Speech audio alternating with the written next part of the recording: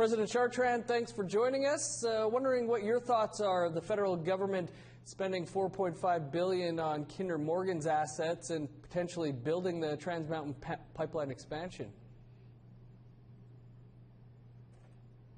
Well, firstly, I want to commend Minister Morneau and the Prime Minister for keeping their word that this pipeline is essential for all of Canada, and it's a benefit not only to Canadians, but it's definitely a benefit to Indigenous people in Canada. So I think it was very good negotiations on the part of Canada to make sure this pipeline becomes reality and actually commences to construction immediately. So I'm looking forward to the opportunities that will be coming for Métis people in the Métis Nation in Western Canada, and definitely the opportunity that will come for all Indigenous people as we progress ahead to make sure we get parts of the responsibility. There's lots of pumping stations and all different parts that I think Indigenous people will be looking at to take ownership. And if you look at Morneau's reference, he's also indicating that Indigenous people can invest into the pipeline. And I'm sure there'll be guarantees of our investment if we are to put money in there. And I think the Manitoba Metis Federation will strongly be looking at that. President Chartrand, as you're aware, a number of prominent Métis people and others have written a letter to Métis leadership, and some have called the Metis Nation, sellouts over this pro-pipeline stance. What would be your message to them? Well, my message to them is they're entitled to their comments and their opinions.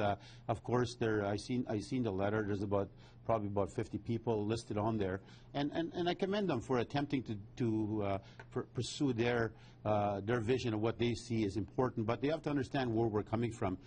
We've done a very, I would say, holistic review of this whole process. We're looking at it not just from an economic standpoint, we're also looking at it from an environmental standpoint. And I give an example to these individuals that are writing these letters saying they're speaking on behalf of somebody.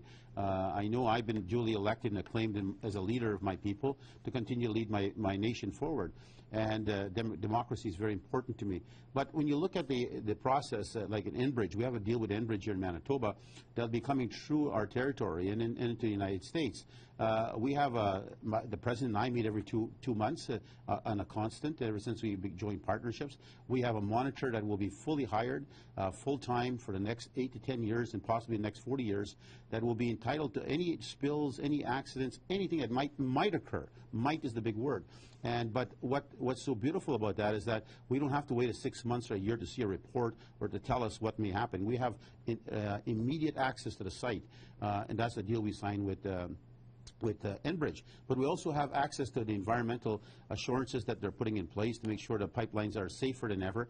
But there's two ways to look at this, and people need to understand that. Do we create more trucking companies to be hauling oil into Vancouver and obviously to the tankers to go out, or more rail lines, more diesel being burned? There's no getting away from actually affecting the environment in some form or fashion if we want to push the economic engine, or do we just sit back? And environmentalists need to understand this. If we are to tackle the environment that's been damaged in the world, not just in Canada, in the world, it's taken us centuries and decades upon decades of damage. So it's going to take resources to actually rebuild all this.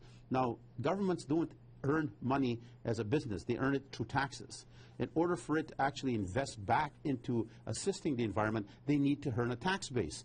And in order to do that, they need to utilize the economic engines to create that tax base so they can invest back into the environment. The money is just not going to come out of the trees. You actually earn this money through a tax formula, and then in turn they can put back into the environment. So you've got to look at it in two ways. You can't just look at it from one single window approach. You've got to look at it, how does it really affect all of us, from economically, environmentally. But I want to assure these people that are concerned, Indigenous leaders, First Nation chiefs, myself, as leaders, as Métis leaders, we have worked very hard to ensure that the industry from now on respects Indigenous rights and ensures that the environment is a very fundamental principle of their operations.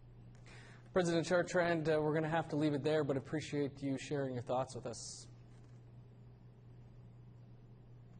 Thank you very much, Dennis.